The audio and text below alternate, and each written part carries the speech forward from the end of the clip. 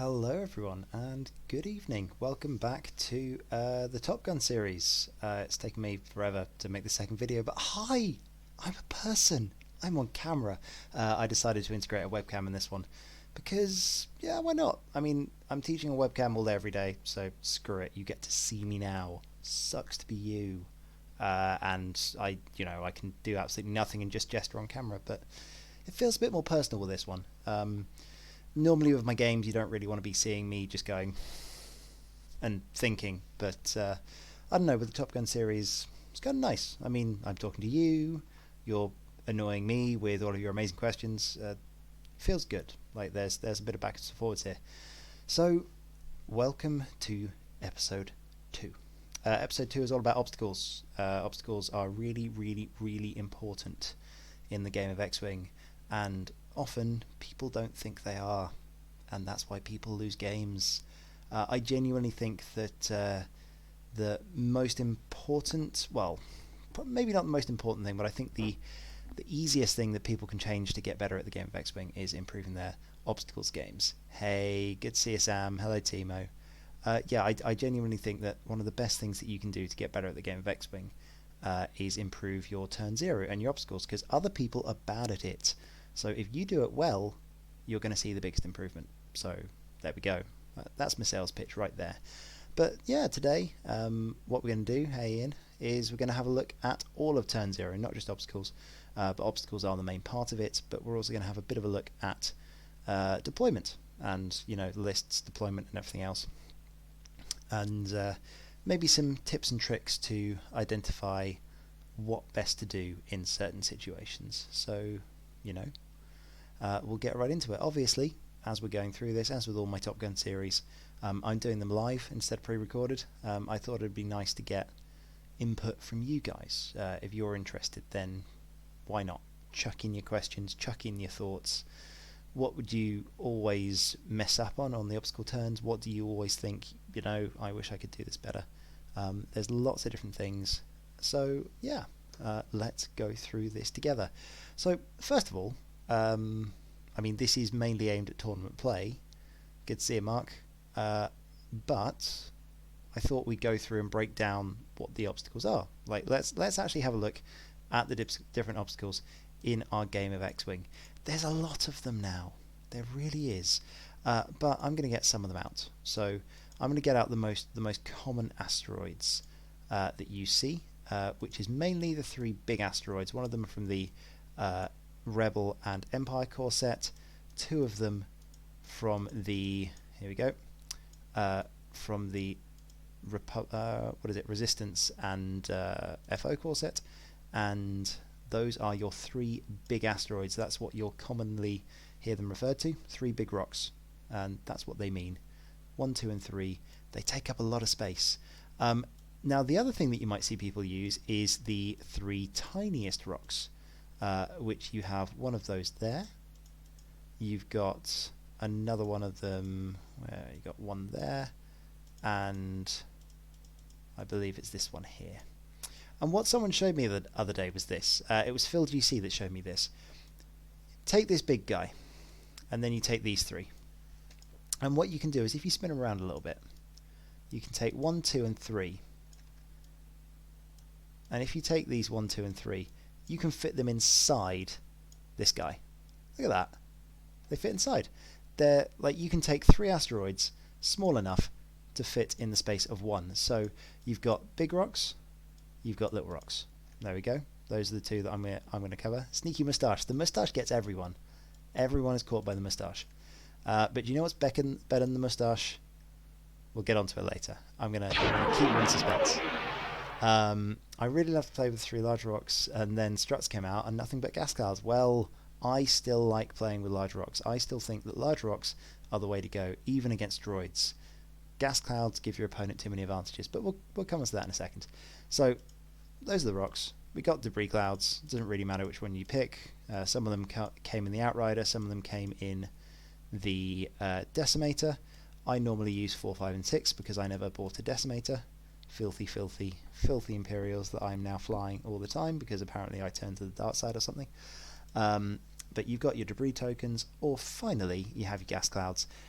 Shout out to the new gas clouds, which are massive, the ones in the obstacles pack. Those are only just out. And also shout out to Bacon, the fabled cousin of the moustache. He's a bit bigger, but everyone land on him still. So, those are our rocks. Well, you know.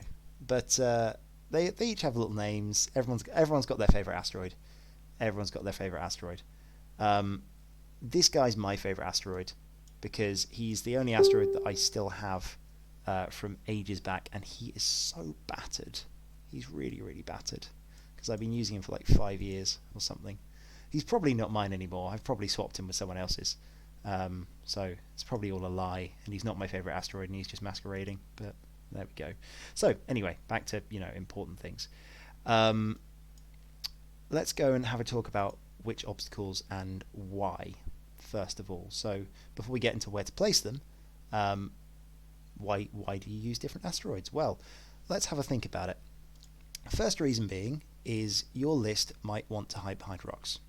Say, for example, you're flying an aces list and you decide, you know what, there's lots of scary swarms out there.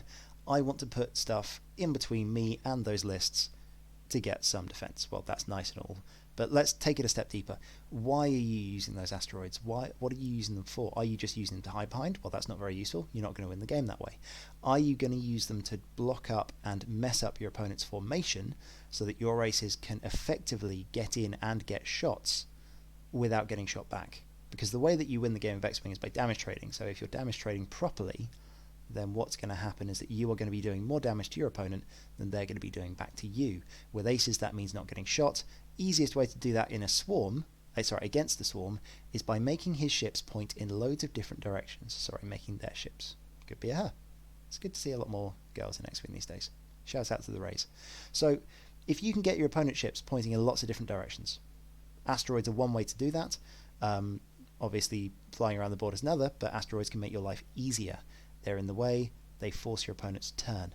So a lot of the time you will see ace players use these 3 large rocks and basically try and take up board space. But they can work to your disadvantage. I also see a lot of I'm going to call it beef, but like your standard 4-ship, 5-ship jousty list. You see a lot of those players taking the big rocks as well. And the reason for that is it shuts down board space for those aces to get away. They can't reposition, they can't boost or barrel roll. So maybe your reason for taking large rocks might be that you want to make some channels. And what I mean by channels is something like this. So say, for example, you put the rocks like that. You've suddenly got your ace. If an ace flies into either one of these, then they only have 2 exits. You know exactly where they're going. They're either coming out this way or they're coming out that way. They can't go either way. They can't go up the middle and boost and barrel roll. You've suddenly shut them down to 2 options, which you can cover, at which point you can shoot them. And the best way of dealing with aces is getting them into a position where you can shoot them. And the rocks allow you to do that. If you have those little rocks in the same situation, 1, 2, and 3, I've got exactly the same spacing, but you can immediately see just how much extra space there is for that ace to do something. He can go straight at this guy, boost and barrel roll out. He doesn't really care. He can do a hard 3 around the side. If you've got these 3 in the same formation, 1, 2, I'll do it right below so you can see that I have exactly the same spacing here. There we go, and there we go. Look at how much less space you have just by chucking these 3 in there with the same distance in between them than you do having these 3. It's a big difference. So that's something to bear in mind. So that's one of the reasons why you might be taking asteroids. So why might you be taking asteroids over the other obstacles? Well, the biggest reason these days is because when people land on them, they can't shoot you back. So if you're playing against a player that is going to make a mistake and land on an asteroid, it means that they can't shoot you back. Also, if you're playing against a better player who isn't going to land on an asteroid, because you just should assume that all of the best players do not land on asteroids. They do, it's a lie. But assume that they won't land on the asteroid because, well, yeah, you want to play them properly. You're not going to think, oh, this guy will obviously land on the rock. But if they go through it, it's a 1 in 2 chance of taking a damage. 50-50. So if you're going to be flying well enough to force your opponent to dive over asteroids to try and get you and get in unusual situations, well, it's a fantastic opportunity to make sure that he takes damage 50% of the time that he's forced to do that. If you go over a gas cloud, you never take damage. That's just damage that is unspent. So much less faith in green dice since 1st edition. Range 3 through a rock is still scary. Exactly. And this is the other thing. This is why I personally love taking asteroids with most of my lists, is because if you are shooting at someone through an asteroid, you've still got a pretty good chance to do something. It adds an extra green dice, okay. That is a 3 in 8 chance of one more evade. If you got a focus, that's a 5 in 8 chance. There is still a 3 in 8 chance of that thing going pop, blanking out, exploding. So it's not bad. So let's talk about debris. Debris has, since the gas cloud has come out, it's turned into a bit less of a, it's a bit much of a less loved cousin of the gas cloud now. It was the hot take when nobody wanted rocks. If people wanted to land on stuff and not care, these kind of obstacles you're seeing with your ghosts. Dash Render obviously doesn't care, but Dash will be taking gas clouds on the regular. He'll be taking debris clouds on the regular as opposed to gas clouds. Falcons with Kane and Jarrus. If those of you who've come across the Kanan, ignore the stress from the debris cloud trick, which is really quite nice. And generally things that want clouds to care but don't really mind about stress.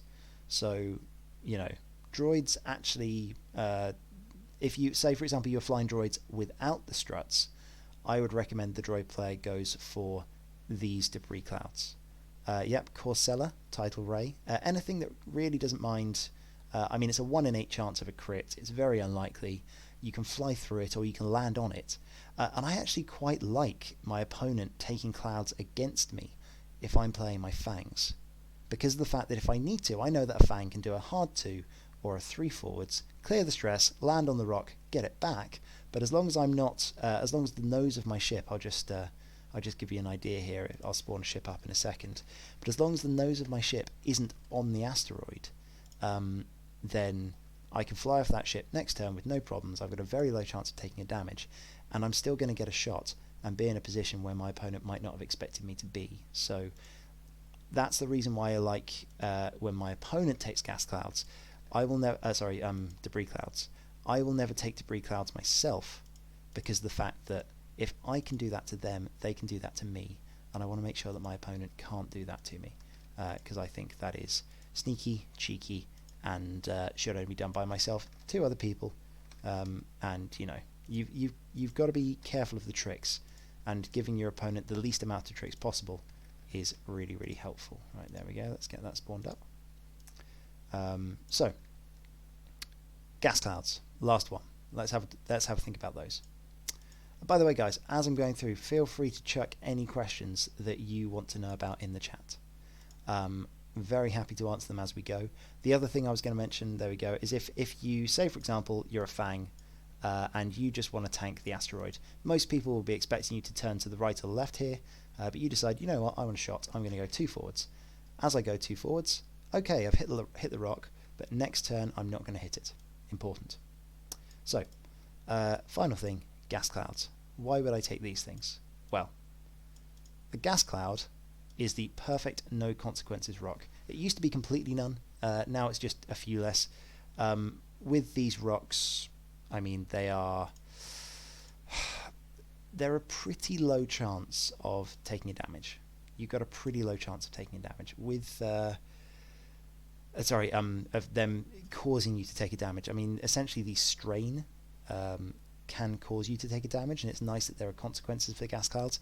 I never ever advocated taking gas clouds before you have that disadvantage, because the idea of you landing on a cloud and nothing happening is such a terrible decision. It's awful. But with the fact that there's a 5 in 8 chance of a strain, they're pretty useful. I'd only recommend taking these with lists that rely heavily on defense.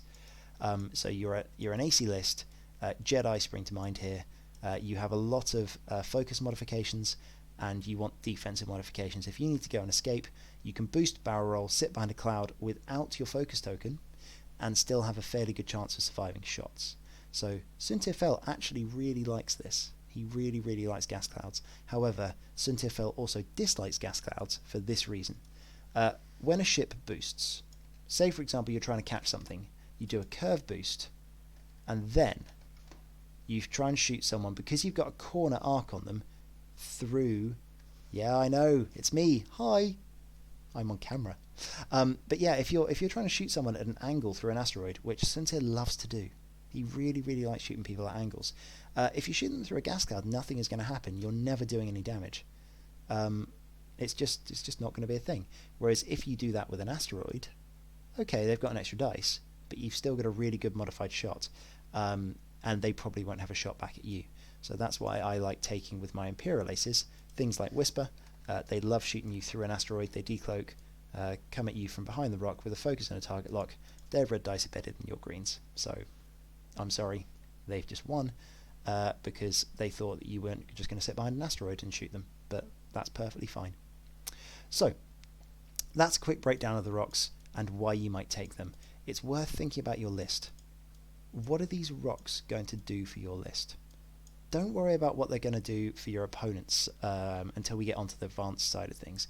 First of all, work out what's best for your list, because I find, especially with obstacle deployments, if you focus too much on how you want to counter your opponent, you forget what's important for you, and therefore you lose, because you haven't thought about how the rock's going to go great for you, your opponent has tried to screw you over, and it's not worked well. Toying with gendered and 2 aces at the moment, attentive with using 3 large rocks which benefit my aces but hinder the lambda. What's the best solution? Good question. So this is where I'm coming on to what rocks to use for which list. Why are you going to use each rock? So 3 large rocks. What do you want to do? Do you want to shut down your opponent's firing lanes? Okay, in which case you're going to deploy them something like this, and you're going to give them channels to go through. The Inquisitors and Jendon, as an example, quite like that. Because you have to force your opponents to fly through the firing lanes. The shuttle, on the other hand, really, really, really dislikes having the big rocks. However, my question is this, Mark. Is that the best jousting list in the game? If it's the best jousting list in the game, then feel free to take the tiny asteroids. Because what's going to happen is at some point, your list is going to find something that it cannot joust. It can't point at. And if you find something you can't point at, and you're stuck with these 3 tiny asteroids to try and split up your opponent, you're in trouble. You have a big, big problem. However, and this is where we start to think about deployments a little bit more, if you want to shut down your opponent's firing lanes, if that's the primary way that your list wins, then what you can do is you can do something like this. If you come up against a list that you decide, you know what, I want a nice open board because I want to be able to just point straight at him, well, lovely. What you do is you take your rock and you put it in the corner, and then you take your other rock and you put it in that corner. And oh look at how much open space we've got. I mean, sure, your opponent's going to try and make the board messy, but you can put the big rocks in the corners and then you're fine. Specifically, pop that one over there, and then all the shuttle does is on the first turn it does a 3 forwards, and then you don't have to worry about the rocks ever because you're not going to be back around this point. The whole engagement is going to be done in the middle of the board, so these 2 rocks are immediately ignored. How do I win versus CAS Swarm if you bring 3 additional parking slots? I'm going to talk about that one in a second. How about the double sprays? I opted for large rocks to benefit the seismic charges. Hey Liam, good to see you. So yeah, and that's a good question with the double sprays. We will come on to the double sprays in a second as well. I think with this, I could critique every list. I could say, right, you should take this, but then you're not going to learn. You're going to do a new list and you're not going to know, oh, what rocks do I take for that list? Well, you need to work it out. You need to understand why you're taking these rocks. So if your list is a list that wants to shut down your opponent's firing lanes, and you want to force your opponent into certain spaces, then big rocks are for you. Big rocks are for you. If you're a list that doesn't really mind about the asteroids at all, if you have some way of clearing stress very easily, and you also want to be able to land on the asteroids, that's very important to note. The Fangs as a list love clearing stress. They're very good at it. A-Wings as well, 5 resistance A-Wings. They're really good at clearing stress. So you could argue that these guys are the best for them, but they never want to land on a rock, really, and they don't want their opponents to be able to land at rocks because they're aces. So if your list is going to lose by your opponent being able to land on rocks and ignore the obstacles, then don't take debris clouds. If it's much more important for you, say you've got a large ship like a Ghost, to be able to land on the on the obstacles and ignore them, then awesome. Awesome. Then take these debris. So really, rebels, either rebels or resistance, are mainly the ones that I see taking these. Sometimes you see First Order taking them with the big Thanos and shuttles, but they don't like stress. So most of the time, you will see them take the gas clouds. The shutting down the firing lanes is something I'm going to come on to when we have a look at actual deployments, as opposed to which rocks to take. Finally, gas clouds. Gas clouds are there for two reasons. One, you're scared of droids, and you shouldn't be scared of droids with rocks, but we'll come to that one in a second. Two, you have aces, realistically. Or it doesn't necessarily mean to be aces, but it needs to be something that is going to come in and go away. Now, looking back at Mark's list with the Inquisitors, there is a decent argument for Inquisitors using the gas clouds, because Inquisitors are really good at getting behind the gas clouds. That shuttle's going to die no matter what happens, but it also means it can land on these things and not care. Possibly it has Palpatine, so it doesn't care even more because it's got the Force. So clouds are a really good list for the Inquisitors, but there is also a very good argument for rocks, because if your opponent manages to sit behind a cloud and hide away from your concussion missile, well, he's not taking any damage. Oh dear. If your opponent sits behind a rock and hides from your concussion missile, then he's probably going to take some damage and he's going to be very scared. So do you want to be offensive with your list, or do you want to be defensive with your list? If you're going for a defensive list, then take gas clouds. You can run away behind them, you can hide behind them. Great. If you want to take an offensive list, then take big rocks. And remember, whatever obstacles you take, the advantage that you get from them, you're giving to your opponent.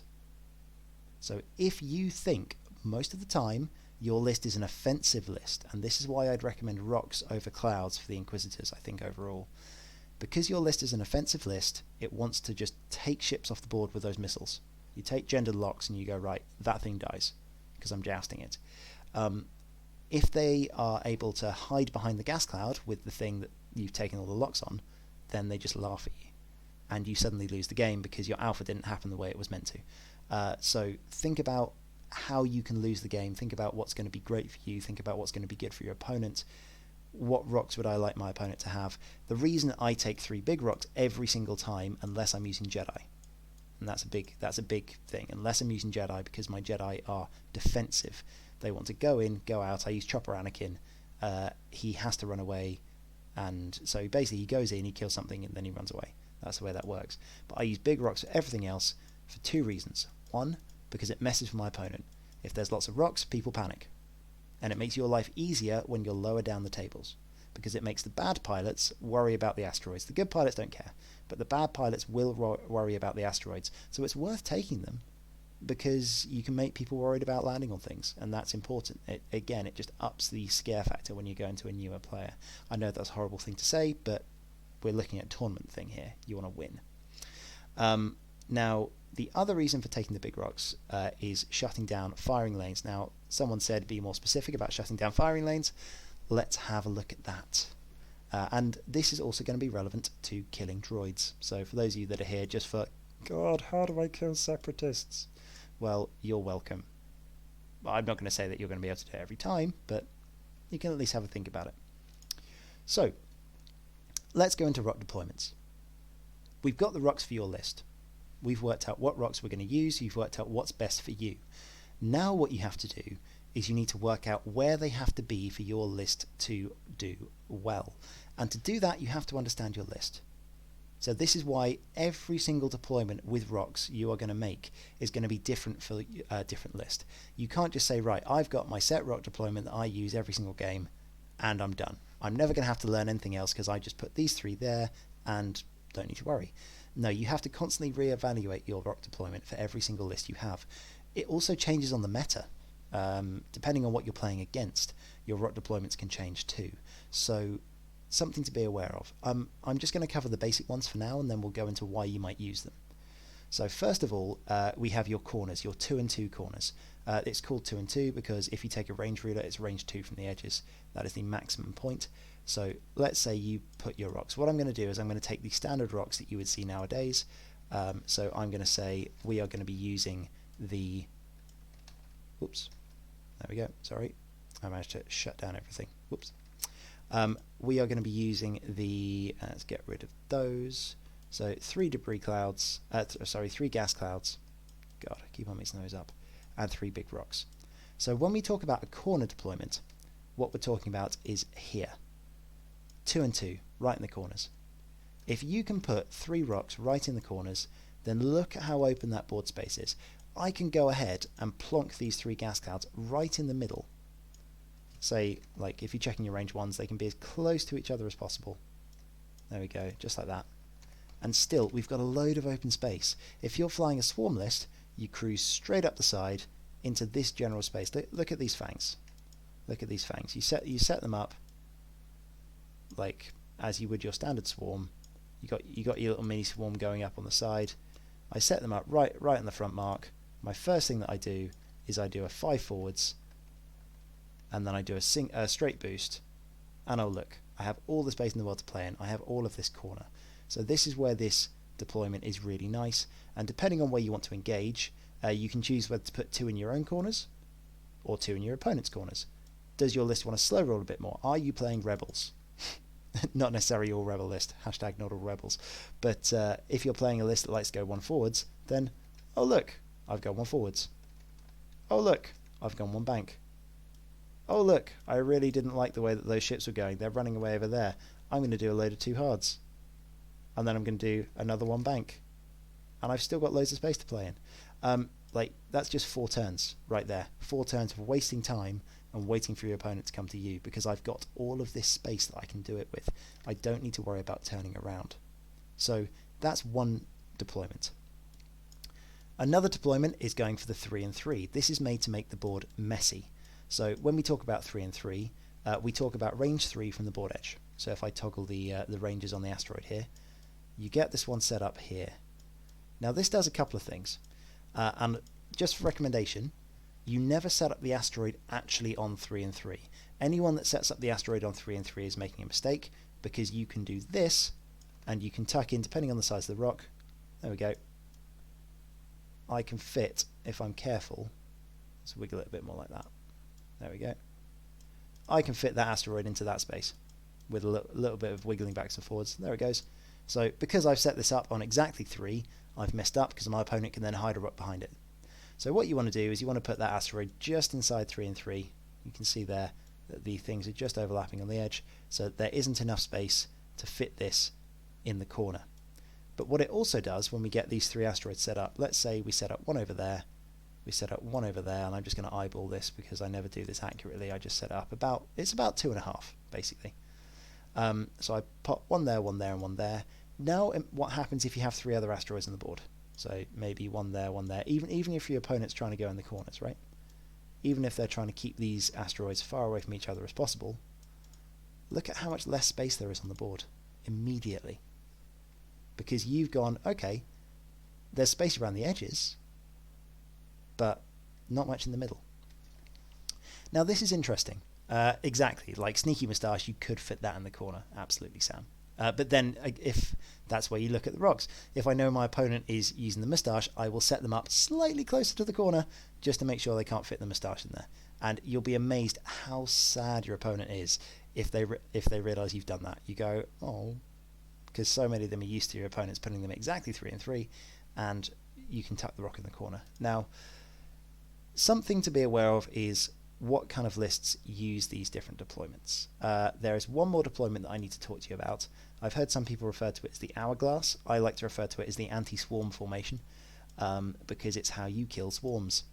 And that is this one here and that one there. I'm assuming that we're playing across the board here in all these situations from left to right. Now, for you people who complain about losing to swarms, this is the first thing you do. You place this rock over here and that rock over there. If your opponent is a good swarm player, what he will do is he will lead with that. That is the first asteroid that he will place when you put the other one over there, because he'll realise you actually know what you're doing, and try and clear himself some space on the side of the board.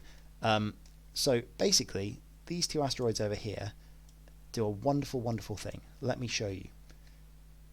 Say, for example, you're flying against a 6 ship swarm. Say you're going against ties. They've set up in a lovely little formation down here, and we've done a bit of stalling.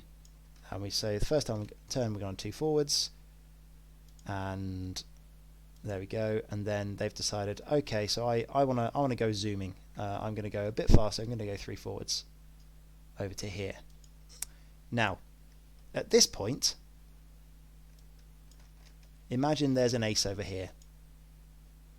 What can this TIE swarm do about that ace?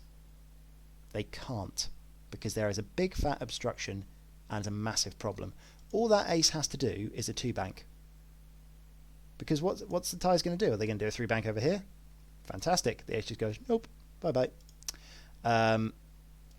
If the TIE swarm decides, all right, we're going to see if we can tuck in, so my back guys are going to go over there. Lovely. And then my front guy's going to do a 3 bank. Cool. And, well, this guy, well, he's probably going to have to tuck in and barrel roll because there's a rock in the way. Then the ace just goes, oh, lovely, well, I guess I'll just joust this one and win the one-on-one. It's a really, really good way for splitting up the swarm. And immediately what you get... sorry, pardon me. Immediately what you're going to get there is you're going to get your opponent having to split up their swarm. As you can see here, some of them are going to have to go below, some of them are going to have to go above, and you're doing that splitting of firing arcs. Now, if we had this situation where you do the 2 bank and you end up about there, at which point it is still the best solution to do something like that. Sorry, there we go. Because you dodge most of the arcs, you're still going to get a shot on this guy, and then hopefully some of your other aces are somewhere around. Now, for these deployments, it is really, really important to note the one faction that ignores this: droids. So, a lot of you in the chat are saying, oh god, what if the droid just parks on the rock and just sits there? A couple of things you have to remember. This works for droids. It doesn't work as well, it doesn't work amazingly, but it still works for droids. A droid on a rock is predictable. It can go 3 directions. It can go forwards, it can turn left or turn right. That's it. It cannot go 5 forwards and roll, it cannot do a 3 hard and roll, it cannot do all of this shenanigans. It's going to be in one zone. And by zone I mean, let me show you. Let's imagine that we have a droid on an asteroid. Okay, there's my droid. That droid can be over here. He can be facing this way, or he can be facing that way. There are 3 ways that droid can be facing. There, there, or there. Okay, we've got barrel rolls that we can do, and there's a bit of space. But when you consider a droid that's facing you like this, that droid can go so many places. If I put out that range band, he can basically be anywhere in that space. Anywhere in that space. And also, he can be anywhere in this space as well. Pretty much. Because he can turn a barrel. Anywhere in that range 2 band, he can be there as well. Or the same on the left. That droid can go literally anywhere he likes. Whereas if he's on a rock, he can't. Other thing to remember, you can only fit 2 droids on a rock at once. So if the entire swarm has to turn around this lovely asteroid on the corner here, well, that's annoying for your opponent. It's going to make them barrel roll, it's going to make them break up their formation, and that is exactly the purpose of these asteroids. We're not putting the asteroid there to let your opponent land on it. The purpose of the rock is not to cause your opponent damage. The purpose of the rock is to split up his formation and make him go into the places that you want him to go and not the places that he wants to go. That's the most important thing about asteroid deployments. So remember that. When you're deploying your rocks, they're there for 2 things. The most important thing is your list. Make sure your rocks abide by the rules of what you want to do. Where do you want to engage? Where is that engagement going to be? Is it going to be in the middle of the rocks? Is it going to be down the side of the board? If it's down the side of the board, then what you can do is you can say, right, well, I want to make my board messy. I'm going to make my asteroids at 3-3. I'm going to put these things here.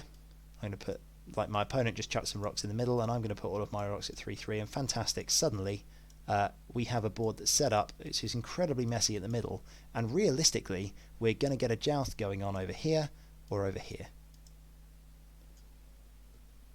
Basically, it is. But it's all going to be on YouTube, so don't worry, Assange. If you want to go back and watch my teaching session, then you can do that. So, where are we? Oh yeah, so this would be a good point to talk about lanes. So we talked about the three main types of rock deployment. We've gone corners, we've gone 3 and 3, so kind of corners but makes a nice messy board, as you can see right here, and we've gone the anti-swarm, which is those two there.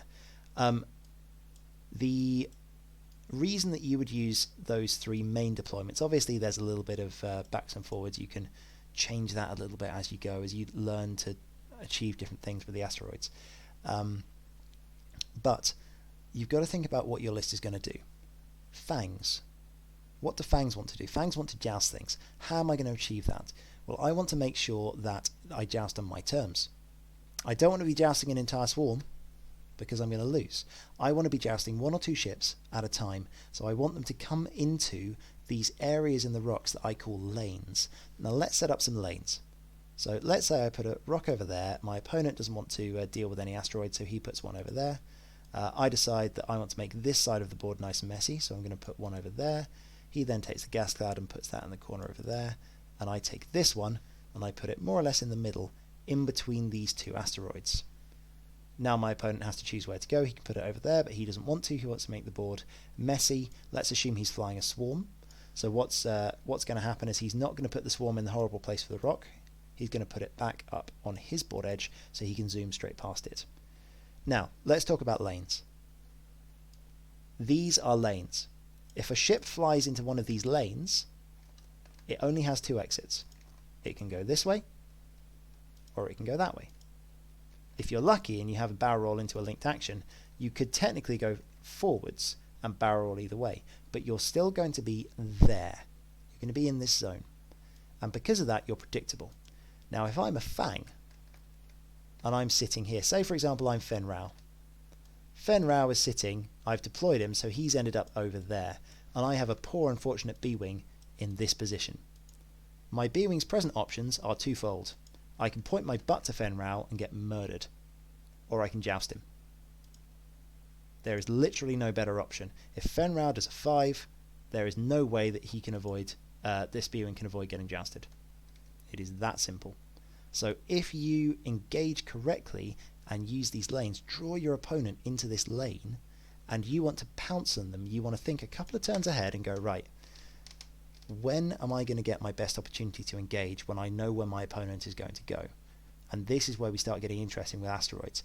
Asteroids make your opponent predictable, because what they do is as you're flying through the asteroids, they limit your options. If they're limiting your options, you have to guess less in terms of where they're going to go. Your opponent has less good options to use. It's unlikely they're going to use a bad option. So if you're shutting down the good options, then you can counter for maybe 2 or 3 good options in your one move, allowing for repositions. And that means that you can then nail them down and go, okay, if I know you're going to be there, there, or there, if I do this move, I can counter all 3 of those possibilities. And suddenly you win the game because you're flying better than your opponent. You're predicting them, you know where they're going, and you're countering their flying just by where you've put these asteroids. If I was a B-Wing and I didn't have that one, well, what I could do is I could do a 1 bank and a barrel roll. Cool. And I could have my buddy, who's maybe next to me, do a 1 forwards over there. And then when Fen does his 5, he goes, oh, well, I'm not going to be at range 1, and if I boost, sorry, wrong way, and if I boost, then, oh god, I'm at range 2 of this guy, which is not where I want to be. So not having this asteroid here, say for example, I place this asteroid over there, there's a lot more space for the B-Wings to play with. I wouldn't know how fast or how slow they're going, so I wouldn't be able to predict so well, and I probably have to end up going a little bit slower. Maybe they're going to catch me at range 3. Now in this situation, I'm in a terrible situation because the B-Wings could go 1 forwards and go slow. They could go 2 bank barrel roll, they could go 3 forwards. I don't know where they're going to be, and I could get blocked and killed. Maybe this guy goes 3 forwards, and that guy does a 1 bank. And Fen suddenly does, oh god, I've done a 3, and I'm getting shot again. So his only option is to either barrel roll into range 1 and just pray, or try and boost out of things. Anyway, back to asteroids. So that's what I mean about setting up lanes. Setting up lanes means you're making your opponent predictable. And you can do that multiple ways. But mostly, you want to do it against ships that you want to make predictable. Now, this is sometimes a bit counterintuitive for people to understand, but setting up a board like this can kill your own aces. Sorry, long day teaching. My voice is going. If you set up your rocks at the edges, say for example you're playing Suntir. Suntir has a boost and a barrel roll. Look at how much space he has to reposition around the enemy list. He has all of the space. So if Suntir wants to boost and barrel roll all the time, then this is fantastic for him. The disadvantage is that if he's playing against a full swarm, he's not going to be able to leverage that so much. So realistically, what Suntir wants to do, say for example, I was playing against a good swarm player. I have the initiative, so I'm placing the rocks first. I'll place this one over here. The swarm player will take away the asteroid and put it 2 and 2 in his corner, because he can fly straight past that and he ignores it. He doesn't want to see it. What will then happen is I will take this one and I will put it right over here. I've got my 2 anti-swarm asteroids up. Nice. My opponent then does the same. He puts a gas cloud over here. My final rock, assuming that my opponent is going to continue to keep these asteroids out of the way, he's either going to put it here, he's going to put it in one of these corners, or he's going to put it right at the top of the board. That's where I shouldn't place my asteroid, because I'm doing his job for him. That's where he wants the rock. So where does he not want the rock? Where do I want the rock? Well, I want the rock to be somewhere in the middle of the board. I could put it there, but realistically, the swarm is going to go 5 forwards and try and blast past these rocks. That's not going to be helpful. If I put it right in the middle, I've immediately created lanes. If Suntir ever ends up in this part of the board, I'm in trouble because my opponent knows where he's going. But what if I put it here? And I'm going to trigger the range band. If I make this range band, you see how I've got about range, I've got almost range 2. Almost range 2 is great for aces. There's enough space to boost and barrel roll. Range 1.5 is the bait. Range 1.5 means that you get into the center of these asteroids. Say for example you end up just there and you can't go either way. So if you're playing against aces, you want to make their life a misery and you want to tempt them, set up your asteroids range 1.5 away from each other. Yeah? At this point, what will happen is your opponent will go, oh cool, I can fly through that gap, and you remind him by putting a big beefy formation in the way why he made a mistake. So there's a lesson there. So if I was playing against the aces, I'd actually quite like this asteroid here. Say for example I'm playing a rebel swarm, a rebel beef, 4 ship. These are nice now out of the way. This guy goes here, that's quite nice. But if I'm playing against Suntir, if I'm playing with Suntir, this guy here, that's nice. Because what's going to happen, the swarm's going to come up this side, and they're going to try and turn in. If they try and turn in up here, well, I disappear off, and they have to turn around both of these asteroids. If they turn in over here, well, fantastic. I can delay for a little bit and force them to come in between these 2 rocks. It gives a bit more options.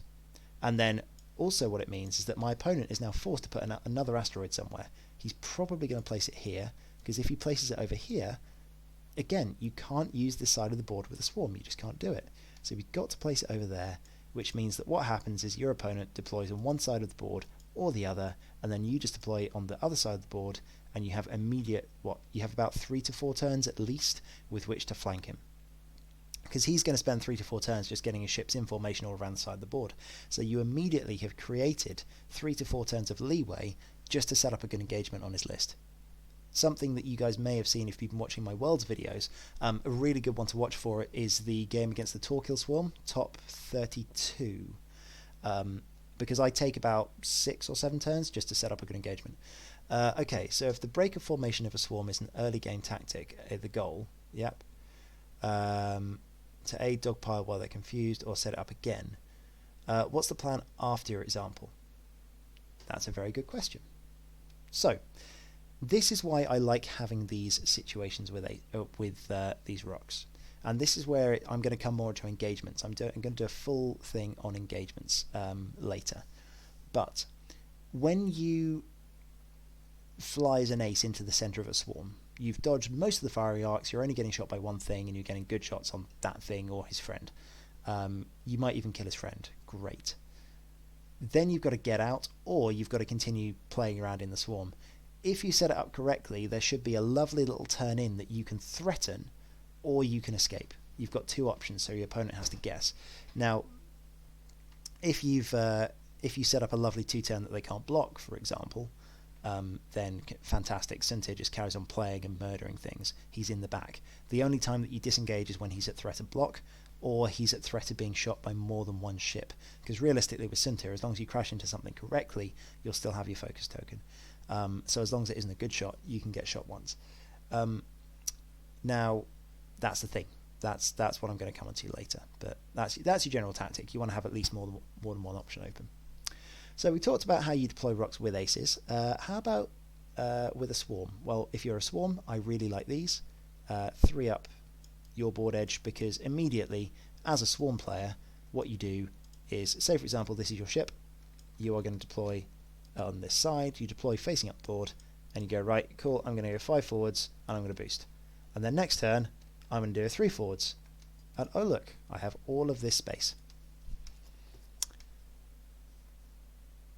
Yeah, so Mark, Advanced Sensors Guri, what is your win condition with Advanced Sensors Guri? I'll wait for your reply, but what is your win condition? If you know that, then you should be able to work out the answer. So, but yeah, that's the thing with this. So yeah, that's swarm deployments are relatively simple. You just have to try and avoid your opponent doing that. These ones keep the rocks out of the way. Beef, you've got to work out whether or not you're the beatdown. Are you the jouster? Okay, if you're the jouster, you can go with this deployment, or something similar. If you're not the jouster, if you're playing against a swarm, then maybe what you need to do is you need to make the board a bit more messy. Split it up. Let's get one over there. Let's get one over there. This guy would probably go over there, and suddenly you've got a much more messy board that you can force swarms around corners. Right, keeping her alive. Keeping Guri alive is absolutely the tactic. The only way that she's going to stay alive is if she has about 5 options every turn, right? Getting behind the enemy at range 1. Again, to do that you need a lot of options. If your opponent has shut down your options, then you can't do anything. So Guri is actually the ship that you put the asteroids right in the corners. Just get them out of the way. She wants all of the open space to play with, and she wants gas clouds. Oh my god, does she want gas clouds. So basically the first thing you do with Guri is you steal your opponent's 2 asteroids and put them in the corners. And then she just gets to do what she likes, because she'll advance sensors, fly through a gas cloud, not be shot, and she'll get her focus anyway. Doesn't care. So yeah, so against Guri, I immediately go corners. I go right. First 2 asteroids. I'm trying to set up the corner rocks, and then my last one will go somewhere to try and create some lanes, and then my entire engagement is focused around engaging Guri. Well, actually no, you never engage Guri. You always leave Guri till last, because getting her early is normally a trap, because the rest of the list will kill you. What you want to do against Guri is you want to win on time. You just kill the friend, which is hard if it's Bobber, but you do kill the friend first, and then you go, okay, I probably have enough that you can't do enough damage to me to win this game. But yeah. See, that's the thing. People just rely on seismics too much. They go, oh, I can't play against Swarm with rocks. What you've got to do is you've got to remember that the Swarm player hates rocks as much as you hate Swarm. So make him sweat. Fly away for a couple of turns, see what he does. A lot of the time, your opponent will go and panic just because you've tried to move the engagement. They'll have an engagement in their head. They'll go, right, I want to engage here.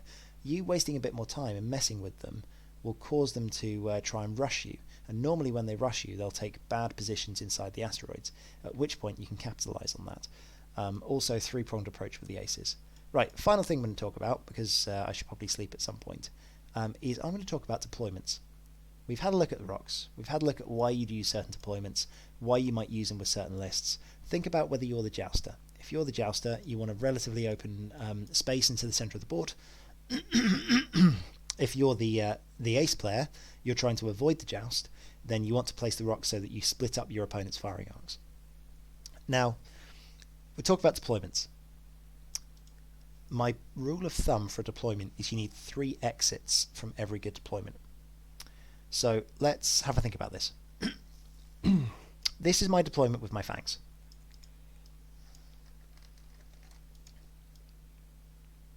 one there, one there, and one here. Yes, you can see my face. Hello. So, this is my Fang deployment. I've got those guys there, and I've got Fen over here. I've learned that the hard way. I always tried to get a tight cluster in the middle. That's why I've lost more than everyone with there. Sorry, you can really see. I've got the chat on small. Yeah, you've got to have those obstacles further apart. Otherwise, yeah, you're just gonna explode. So this deployment down here. Now it seems a bit weird. Fen is tucked in behind these guys. Why? I mean, if you think about this though, you've got a lot of options here. So these are my 3 breakouts. So think about this like football. For those of you who play American football, you want different breakouts from your main setup. You want to be able to do different things, and your opponent isn't sure which way you're going to go because you deploy the same way every time, and then everything moves, everything scatters into different directions. So with the 3 Fangs and Fen, the plan normally is for the Fangs to go one way and Fen to go the other. So what you do is you go, cool, one breakout is you go 5 forward and boost, and then Fen goes 5 forward and boost. And immediately after the first turn, you have a massive flank going on. Alternatively, a second way of breaking out is you can do this. Everyone does a hard 1. So this guy, hard 1 to there, and this guy, hard 1 to there, this guy, hard 1 to there, Fen, hard 1 into there. You'll notice I'm in exactly the same deployment. I've just delayed my decision for another turn. So if my opponent goes, I'm gonna bump. If it's obvious that my opponent is going to bump, I now have an option in my deployment to say, right, I'm just going to wait. So I could go straight. I could pause and wait here.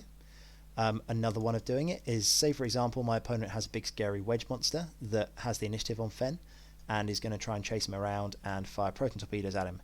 I don't want that to happen, so I want Wedge to get nailed by the Fangs before they shoot Fen. So what I'm going to do is the Fangs are going to go 5 forwards, and Fen is going to say, cool, well, that's fine, I'm just going to follow behind the Fangs. So when we have an engagement, Wedge is going to have to joust 3 Fangs if he wants to get at Fen. So we could do that. Alternatively, if my opponent decided they didn't want to joust my Fangs, sorry, there we go, and he's deployed on the opposite side of the board and it looks like he's steaming up this way, then the Fangs can all take a set of hard 2s or hard 3s. So let's just do a set of hard 2s here, and then they boost 1 forwards. There we go. And Fen dials in a hard 3 and a boost straight forwards. And again, next turn, you got a 5, you got a 3 bank, and I've set up this exact situation again. So it might take you a little while. I talked to Jesper about this ages ago, and he literally sits down at his kitchen table with the ships, right? And he will get out his move templates and he'll sit down. It doesn't matter about the rest of things, but what he will do is he will put this rock here, because the important thing to remember with each and every one of those deployments, I can do all of those deployments with a rock in this corner. Yeah? Every single one. And because of that, I don't have to worry about where my opponent puts the rock, because some deployments that people do will depend on that rock being there. At which point, their opponent puts a rock in that corner, they deploy a full droid swarm or a jousting list up in this corner, and you go, oh, well, because this one is like that, I've got to deploy over here, because otherwise my amazing deployment won't work. I was like, well, congratulations, you played yourself, because you're just going to get jousted by the scary swarm and it's going to go badly for you. Or you run away and spend 5 turns wasting trying to get around while the swarm just chases you. In terms of banking Fen turn 1, there's loads of things you can do with Fen here. Fen can bank if he wants to, and then barrel roll. The reason I don't like banking with this is just in case that rock is here. Like say for example he did I know he's going to hit the Fangs, but if he did a 2 bank and then a barrel roll, again, I'm limiting my options. My opponent knows I'm either turning down here or going over there. I like having quite a few options. So if Fen does do the 5 in the boost, then he can go many places. Normally there isn't an asteroid right there, so I will change the speed of my maneuver, because if he did a 2 and a boost, then he would have ended up there, and I can dial in either a 3 bank, I can dial in a 1 hard, or I can dial in a 5 forwards, and just, yeah, keeping your options open is a good idea. But there we go. That's that. So deployments. Let's think about how you deploy a list.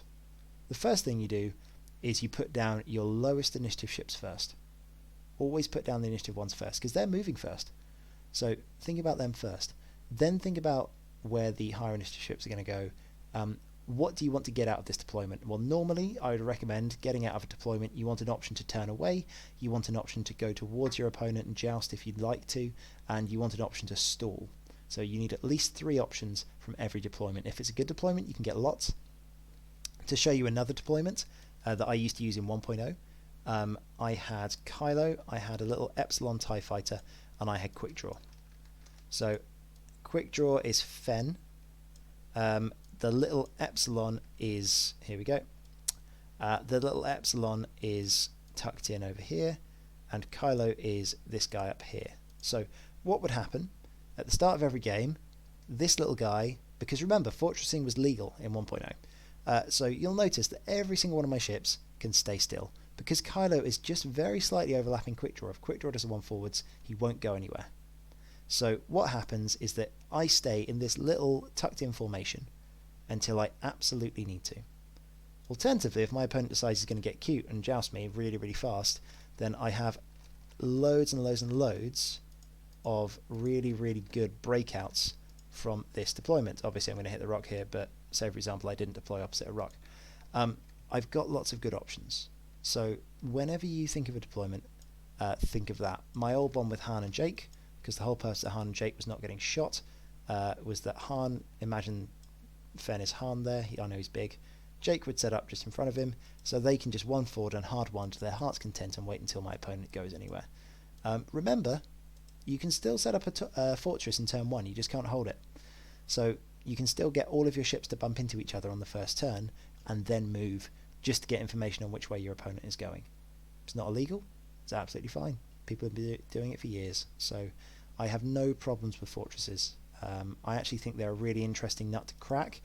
I'd much prefer to play against an opponent who fortresses than an opponent who knows how to set a good engagement, because you know exactly where your opponent's fortress is going to be, and it is the kind of player that I am, but I am very happy to fly around the board for an hour, just do donuts, and then what I'm going to do is I'm going to go in, I'm going to engage, and I'm going to get all 3 of my ships on one of yours in the final turn.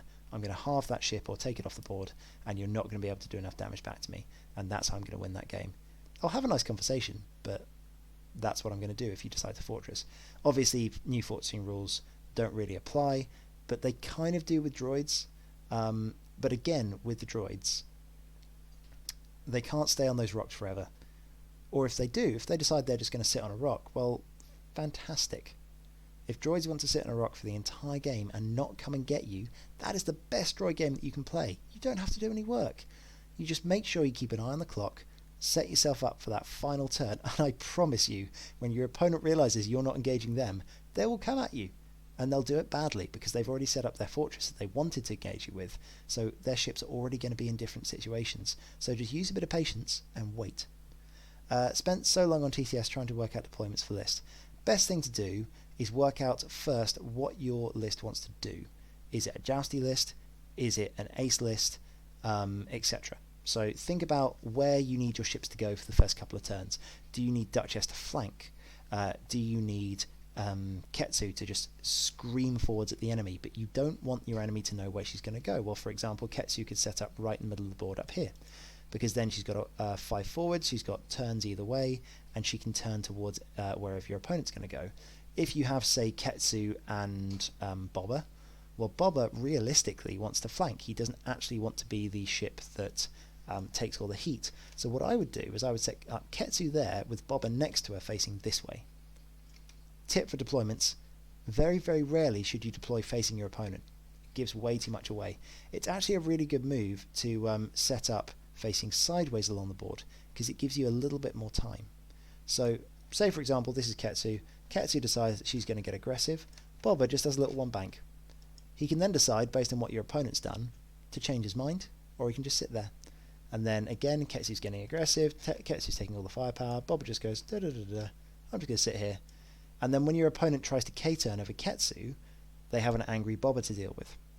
So thinking about how your list works and how you want to engage is going to inform all of these decisions. I might be doing all of these in a certain order, but realistically you need to put all of these together to become a really, really good player.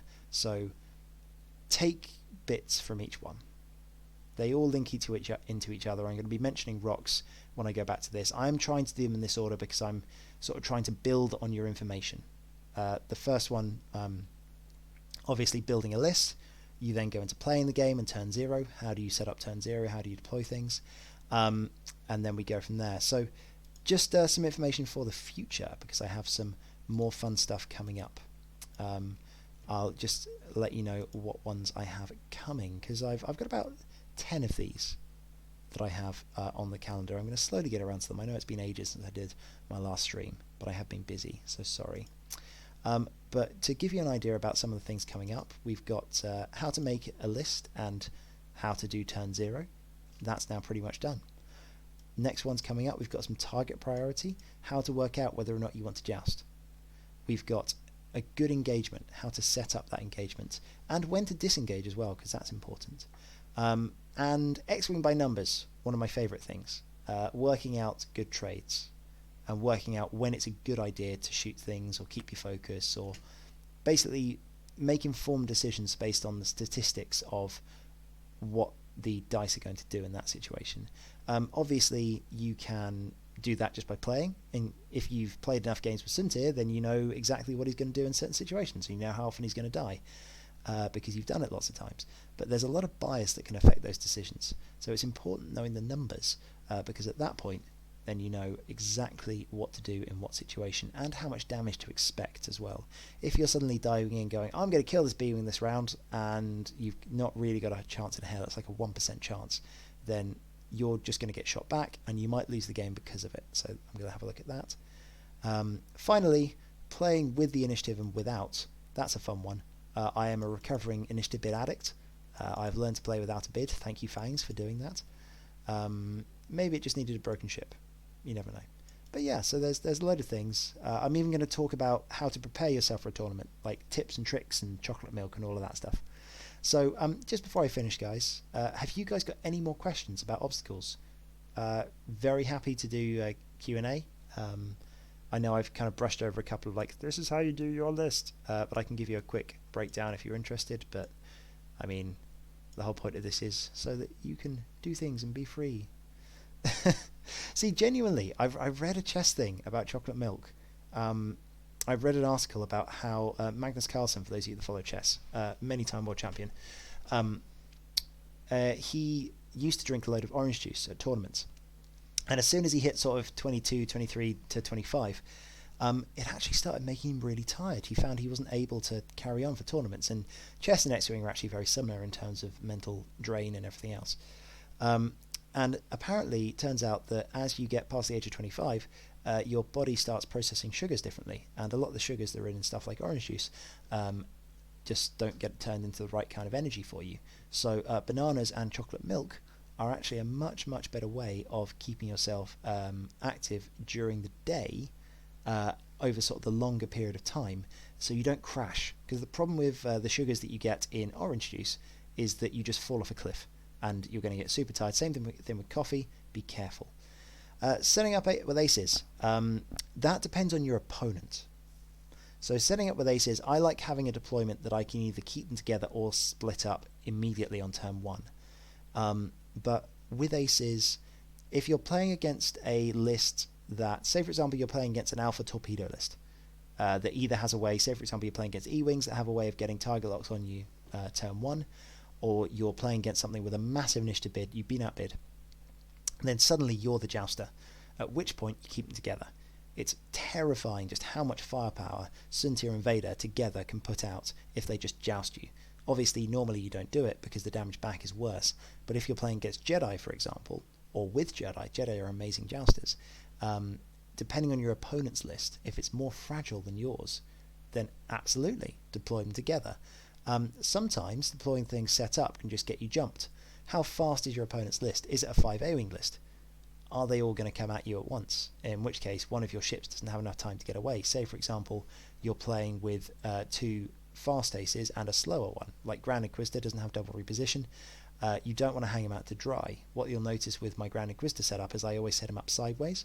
That's because if my opponent deploys opposite him, if I deployed forwards, he can only at maximum do a hard 3 and a boost. It's not fast enough to get away, whereas on the first turn doing a 5 forwards and a boost is really, really good to get him out. So I rarely have multiple deployments with my aces, because I like having a deployment that does one thing. Don't talk to me about Dale. I love Dale, but oh my god, that man. He doesn't actually... So this is the thing. I strongly believe that Suntir is actually a jouster in 2.0, and this is why I'm really bad at flying him. I think Suntir Fella is actually the king of trading. You give him crack shot, you roll in with an evade and a focus, and you hit things really, really hard so they spend their tokens. That's how Suntir wins, because the rest of the list then cleans up, because Suntir has killed more than it's taken to kill him. Which is why I think Dale does really well with the jousting Suntir, because 1, people don't expect it, and 2, it's actually mathematically quite good. So, okay, that's the thing. Rotations of obstacles. Let's think about how I would rotate an obstacle. Most of the ones at the side are rotating obstacles. So say, for example, I've got this deployment. We've set up a couple of obstacles. My opponent's corded some gas clouds to get them out of the way, and I'm now looking for my 3rd and final rock. Let's say I want a gas cloud in the middle of the board. Let's do the rotation for the long one. So I can put it in a few different places, and again, this depends on how you want to engage. Where are you going to be flying in from? And do you want to hide behind the rock, or do you want to stop your opponent from hiding behind the rock? So, for example, here, I quite like this. I will put it up at a bit of an angle like that. The reason for that is if I deployed it like this, anyone turning in from this angle, compare this to this. Look at how it's a slight difference, but it is a big difference in terms of the amount of space they now have to turn through these channels. Again, 1.5 versus 2. Realistically, if you take it from the edges, there's this gap here. Once you've got through that tiny space, there is a lot more space. So if I had a jousting list that wanted to come straight up the board, and I wanted to deploy a rock in the middle, I would do that. Because of that, it means that I can go straight past it. Now, if my opponent is trying to do AC things and flank, what I can do is if I manage to land my swarm, say around here, I have lovely protection from the side of the gas cloud. So if I was playing against an ace like that, I would actually want to set that one up about there. Nice cut off, make some firing lanes. I deploy my entire swarm straight at the middle up here. There we go. So the swarm kind of goes there, and then after a couple of turns, what you end up with is you end up with them hiding behind the rock while your opponent's flanking ace is there. They do not care about this at all, and you can go ahead and joust things. What it also means is that if your opponent's got cheeky and you decide to do a hard 3, he is royally screwed. If he thought, oh, I was just going to go chase the other guys, well, you just win the game because you kill this guy. Good question. So yes, that's the with doing those. There we go. So yeah, I mean, there's a load of different things with asteroids. You get better at them the further you go, but I honestly believe that if you do turn 0 right, I reckon 50% of the games I lose are because I have lost them in either the deployment or the obstacle placement. If I didn't do that obstacle placement, then I probably could have won that game, is most of the reasons why I'm losing. Thoughts on deployment for Torpedo Anakin in a Y-Wing, 7BOB, and Rick with Daredevil. I mean, I want to shout at you for flying Torpedo Anakin. I know he's good, but he's expensive, man. Why are you doing this to yourself? But, okay, I mean, let's think about this properly. I'm not going to talk about the specific ships as such, but have a think about what that is. That is a torpedo ace. That is 2 dodgy aces. So 2 flankers and a dodgy ace. Think about this. what do you want your opponent to face? What do you want your opponent to point at? Realistically, in that list, you actually want them to chase Rick. That's what you want. So I think what you want to do is you want to deploy Anakin, Obi-Wan, probably sideways. Let's say for example you did something like this. Anakin deploys there. Obi-Wan deploys there, and Rick deploys over here. Now I'm going to go ahead and assume that my opponent is flying some form of beef, for example. Like say they're flying fangs, why not? And you deploy over here. Right, first thing that you've got to do is you've got to make sure that you don't engage the fangs face on. So let's say that you've some sort of asteroid deployment like that. Fantastic. Think about the first few turns. What's going to happen? Well, Rick is going to go 5 and he's going to zoom. He's got a lovely, let's say he was slightly further there. He's got a lovely port of call. Anakin, 3 bank and barrel roll, just not engaging this turn. Obi-Wan again, probably either a 1 bank and just a barrel roll backwards. You want to be able to bait him. So the fangs are probably going to come 5 forwards and they're going to stay there because they don't want to get too close. They don't want to take torpedoes. Then what you're going to do is you're going to go and come in here with Rick and you're going to go, look at me, I'm coming in to flank you, because your fang player will either do the hard 1 turn to there, or he'll do like a 2 bank. I mean, if he's crazy, he'll carry on chasing upside the board, but you know, if he does that, then you're fine. You can just flank him with Rick and actually flank him. Basically, what you're trying to do now is you'd spend another turn just wasting time with Anakin over there, and same thing with Obi-Wan, just sort of like 2 forward, barrel roll, blah blah blah blah. So your opponent's just like, oh, what do I face? And you just make Rick tempting. So, I mean, that's a bit for engagement, but the reason I deployed like that is because that's how I want to engage. I want my opponent to try and chase Rick. That's what I want to do. If I want him to just joust Anakin, well, sure. I guess what I'll do is I'll deploy Obi-Wan over here in the middle. I'll deploy Anakin just on his own on the side opposite my opponent's list. And I'll deploy Rick here in the middle, because what's going to happen is that Anakin's going to go 1 forward on the first turn. Obi-Wan is actually going to go 3 bank and go, hi, I'm actually still relevant here, and Rick is going to go 3 bank and boost. And what your opponent suddenly gets from going, oh, I was just jousting Anakin, he gets, oh no, I'm going to be hitting the side by all of these guys. Good question, Ian.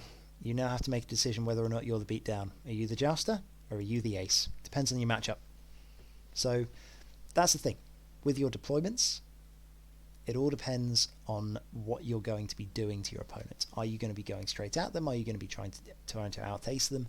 And you need to make that decision before you play the game, because this informs your asteroids. How are you going to deploy your asteroids? Are you going to deploy them to counter a swarm? Because if you're the ace, if your 4 Jedi are aces, you have to deploy your asteroids against a swarm, realistically, because that's what your opponent's trying to do. He's trying to come at you with all of his arcs, so you need to dodge that, and therefore you set up your asteroids to block the swarm. Alternatively, are you the ace player? Do you need the asteroids fully out of the way to give you space to dodge? Do you want the asteroids a bit more messy to mess up the swarm? Or are you the jouster, in which case, corner your asteroids, get them fully out of the way, and just go straight at them. Friend who has had some trouble flying his aces list against other lists with a higher initiative bid. That one is going to take an entire episode. I have a lot to say about countering higher initiative bids with your own aces. I've done it. I've learned how to do it, and it's hard. Asteroids come in big, so basically you want to do the lanes. Against an ace player, this is a beautiful asteroid setup against an ace player, because you've provided all of these spaces for him to shut down his options. So yeah, I really like this. Say for example I'm flying a 3-ship ace list and I'm playing against against an opponent who is also using aces but is moving after me. Well, normally they're not all initiative 6. So there's something you can pick on. Say your Vader can pick on his Obi-Wan. Awesome. So what you actually need to do is you need to think about how you're going to win that game. Are you going to win the game by killing one ace and going to time? Are you going to win the game by going to the end game? Well, if you're going to win the game by going to the end game, you need to kill the Initiative 6 Art Dodger. You're only going to do that by playing a joust. You have to play the game of a jouster as an ace player, so you keep ships together and you go and joust things. So yeah, you've got options. You've got to think about this engagement, and it comes down so much to working out. I was watching I started playing Hearthstone. I was watching something about this the other day, and it really does come down to who is the beatdown, who is the guy that is going to try and joust, who is the guy that's going to try and dodge. If you work that out, you're halfway there. Anyway, thank you very much, guys. I've rambled on for far too long, and I will bid you a very good night, but I hope that was helpful.